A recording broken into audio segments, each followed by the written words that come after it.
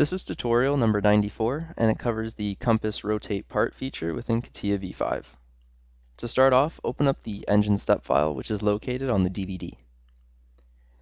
Now, what we're going to do in this tutorial is take what we learned in the last one in rotating a single part to rotating an entire assembly. So what we're going to do in this tutorial is we're going to rotate a single component in the assembly, multiple components, and the entire assembly.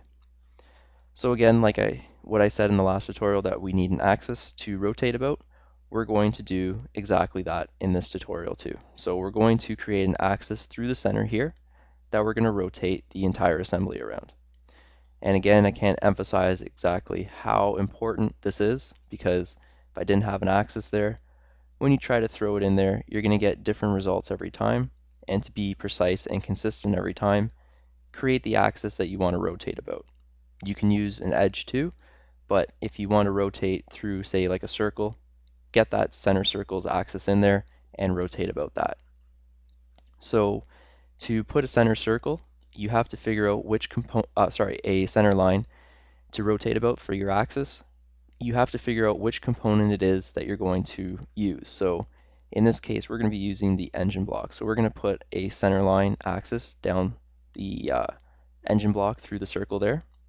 So what you're going to have to do is right click and open it in a new window.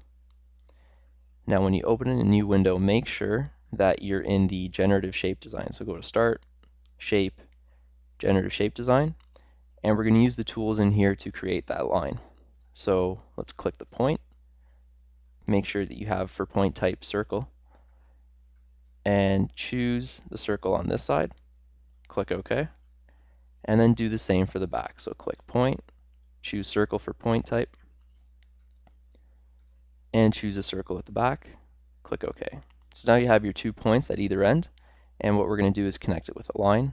So let's click the line, click the point, and click this point here, click OK, and now we've made our axis to rotate about.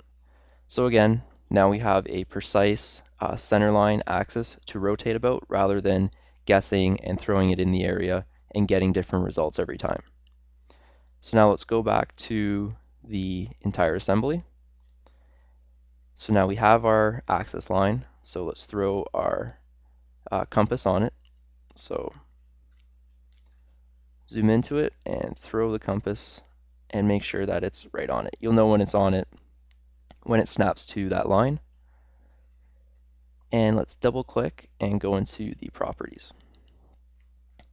So now again, you're able to go through the assembly and you're able to use the hierarchy system and pick which parts, assemblies you want to move. So to start off, let's move just the engine block. So let's double click engine, just highlight the engine block, and we have it rotating around the W axis at 15 degrees. So let's just try it out, see?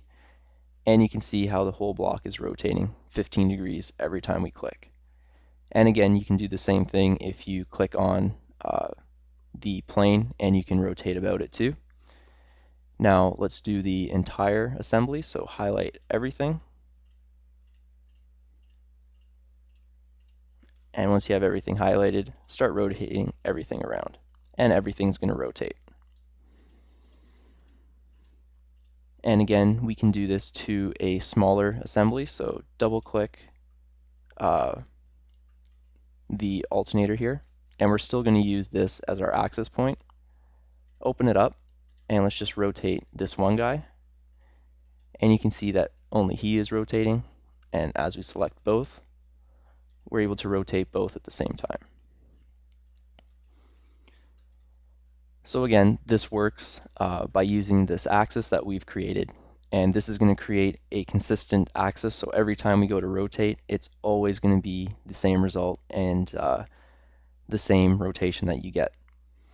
So in these tutorials, I've showed you how to use the compass and how to translate and how to rotate all of your parts and assemblies by using the hierarchy, and how to select it and how to set it up. So again, this is a really good tool. You're going to be using it a lot for sure, no matter what. the more practice you get, the better you'll be at selecting your hierarchies and figuring out what you need to select to get the results you want. So all I can say is practice makes perfect, so you're going to need to practice on it. And that concludes our tutorial on how to use the compass rotate assembly feature within CATIA V5.